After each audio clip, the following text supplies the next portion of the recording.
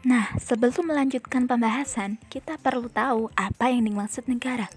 Negara berasal dari bahasa Sanskerta, yaitu negari, yang berarti wilayah, kota, atau penguasa.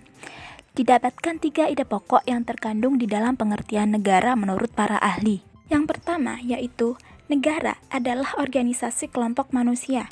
Yang kedua, organisasi kelompok manusia itu mendiami wilayah tertentu. Dan yang ketiga, kelompok manusia itu mengakui adanya pemerintahan yang berdaulat untuk mengurus tata tertib dan keselamatannya.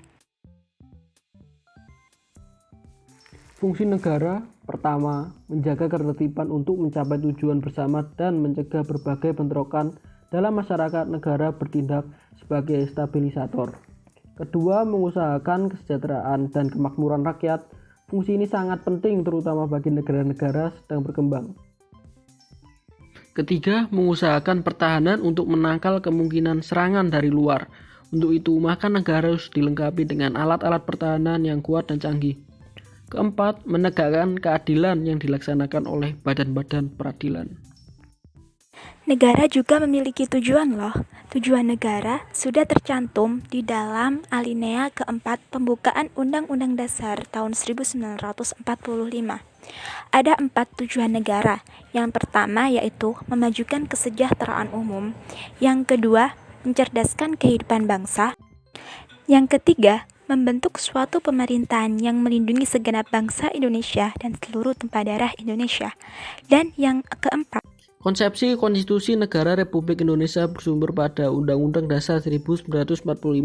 Dalam arti luas, konstitusi Indonesia didasarkan pada Pancasila yang tercantum dalam pembukaan Undang-Undang 1945 dan batang tubuh Undang-Undang Dasar Negara Republik Indonesia tahun 1945 sebagai sebuah konstitusi negara kita yang ditetapkan oleh para pendiri negara pada tanggal 18 Agustus 1945 sebagai hukum dasar.